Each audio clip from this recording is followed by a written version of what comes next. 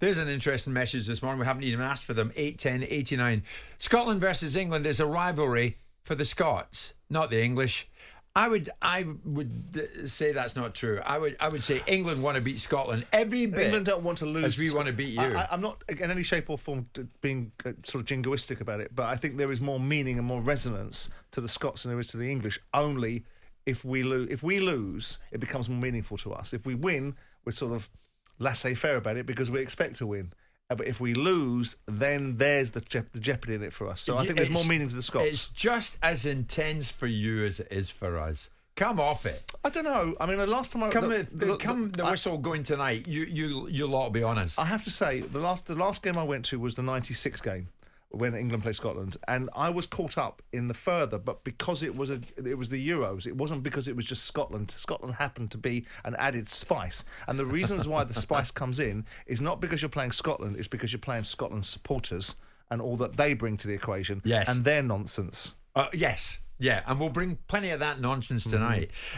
Looking forward to it immensely. It's live on talkSPORT. Now, I'll put it out there this morning. Have a think, and then you might want to get in touch. 81089. I had a very interesting chat with producer Luke this morning, and those kind of moments don't come along very often. But he was saying to me, he's of an age, he doesn't know anything about the home nations. He doesn't know anything about anything. He doesn't know much about anything, but on this one, he didn't know about the home nations. He didn't know about the rivalry when George Best was turning out at Windsor Park and kicking the ball out of Gordon Banks' hands, when Northern Ireland played England, when we played you lot at Wembley and at Hampden, when the Welsh would play at Ninian Park against all of us. And those were good times, Simon, and that's why I love the home nations playing each other. Yeah, but it's kind of inexcusable, isn't it? That sort of myopic outlook when you don't look back and you only look what's in your little 12-year-old span of understanding, right? And you look at the reality, and it's like me saying, well, the only music I like is the music from the 90s, and the Beatles I don't recognise because I wasn't around when they were making music. It's preposterous. Yes, well, it's a form of ignorance that we have to suffer on a daily basis and wade through, isn't it? Well, this is true. So a kind of generation, if you like, has kind of missed out on the home nations football. For me, I'd love to see this as the start of something big again. I mean, for me, I'd rather watch the home nations than European nations. Yeah, than the Nations League. Nations League. I'd much rather watch that. I'd much rather see the Welsh play Northern Ireland play England, Scotland play Wales. I'd love to see more of that. It did become. I remember it as a kid when I was growing up and watching these home internationals coming around, and it did become a little bit pedestrian. I think the last season they played was 83-84, which we discussed yesterday with Martin O'Neill, which Northern Ireland won. Yeah. But it became a little bit, the teams weren't that invested as they once were before. It lost its lustre. But maybe there's, but then again we'd have old player welfare rocking in here saying, well, we're going to fix that into the schedule, Martin Keown, and how we're going to do this and how we're going to do that. Yeah. But now that we've got...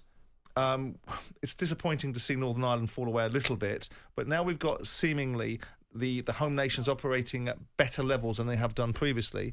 It again provides the competitive jeopardy that might create that feeling of investment that was there once upon a time in the mid-70s, sort of early 80s, before it shut down. But this one tonight, Simon, the oldest rivalry in world football, it's a special 150th anniversary heritage match.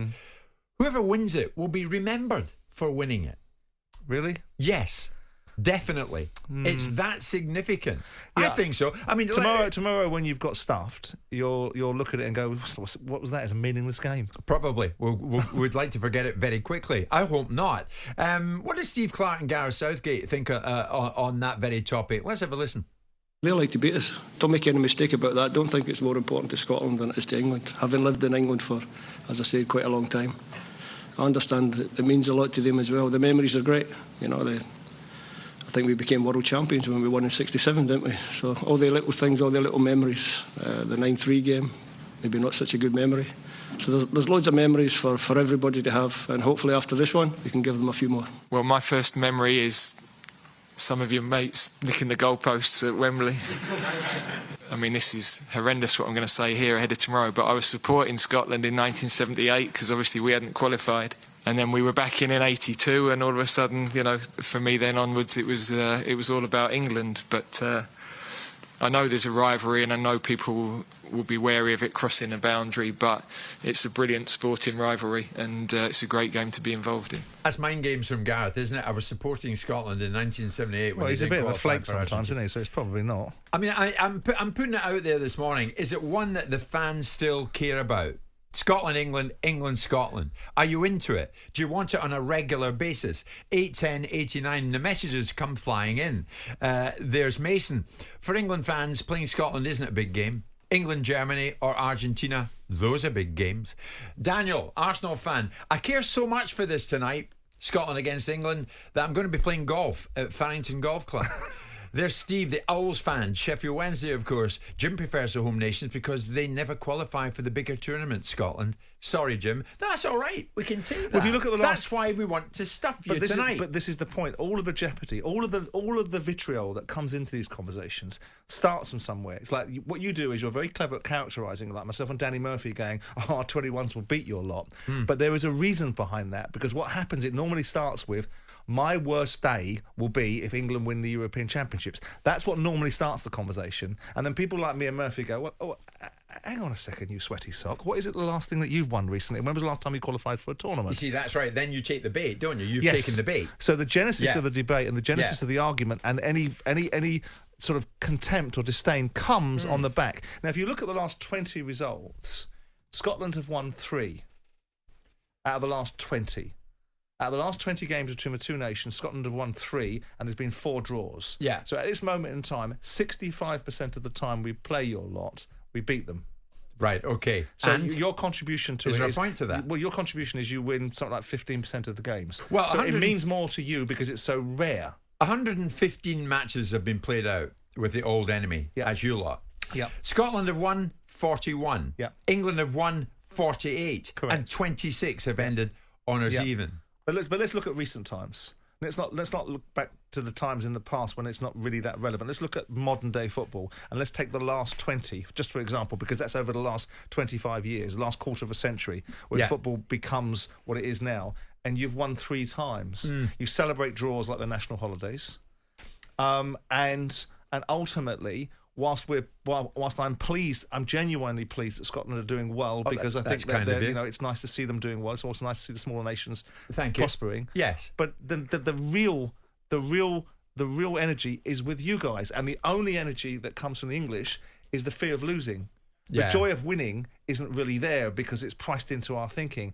The fear of losing and having to listen to the nonsense that comes out of the Scots' mouths is the only thing that English fans price it in. And I guarantee you, most English fans will say the same. I see. So on a, I don't know, on a 1 to 10, what does this mean to you tonight? The importance of it? Depends what times the Piers Morgan interview finishes with Ribieras. Oh, right. Oh, he's a favourite of yours, isn't he, Piers? Well, it's a good interview. I'm looking forward to seeing it. This is why we want to beat you tonight. There's a message, and it typifies what a lot of people are saying to me this morning. Jim, it definitely means more to Scotland than it does to England tonight. All the home nations want to beat England more than anyone else. To us, it's just another day ruling Britain. Well, get out of this country. I'm all for devolution. I want to send you off on your little financial expedition into Narnia, where you can't afford to pay for your own country. I'm happy for all that to manifest itself. Okay, but like you lot have made a good deal about Brexit. No. We'll see how that plays out in the future. But the point is that you look at you can never imagine the England team doing what the Welsh team did in 2016 if the Welsh lost to such and such a piddly pop nation. You just wouldn't do it because it wouldn't be on our radar. It would be like, oh, the Welsh lost. Okay, so what? Whereas the Welsh and the Scots would do the dance of the 7 veils. They would turn around and make as much possible noise as they can about the fact the English have lost. It's a fixation on what the English are doing. The English are not fixated on the Scots. They're not fixated on the Welsh. They might be fixated on the Irish because of the issue around the border in the sea right now, but other than that, they're not fixated on them either. That really annoys you, that Welsh video, doesn't it? Well, I just think it's unnecessary. Yeah. I think it's a silly thing to do. What was it you ripped off the wall in Qatar when you and I were live from the World Cup? A Welsh shirt. Oh, it was a Welsh shirt, and you kind of threw it at me. No, I cleaned my shoes with it, which Hal Robson-Kano didn't much appreciate. I remember that. Yeah, he wasn't because happy of that about gutless performance that the Welsh put in the World Cup. Yes, absolutely substanceless, without any spirit, any fire. All this Michael Sheen stuff going in the dressing room. What a load of old nonsense that was. I mean, you know, there's Wayne, the Southampton fan. I would love a home nations tournament every 2 years. Do you know what? That's about right. Let's not have it on an annual basis. Every 2 years. Why not, Wayne? I'm with you on that. Wayne's world is a good world. If the English can do something to bolster the coffers of these fledgling nations that need their FAs to be able to generate more revenue, then we'll help out once every couple of years if it means so much to you guys. But I can assure you, to the average English fan, it doesn't mean very much. Okay. Is it one that the fans care about? Are there England fans out there who really do care that England win at Hampden tonight? Scotland fans, I'm sure, almost to a man to a woman, want to beat England tonight, and that's just the way we are. 81089, get in touch with your messages on that. There's Darren, a Tottenham fan. I would rather watch a plant grow. Jim White and Simon Jordan. Monday to Friday mornings from 10 on AM, on DAB, via the talkSPORT app and on your smart speaker. talkSPORT.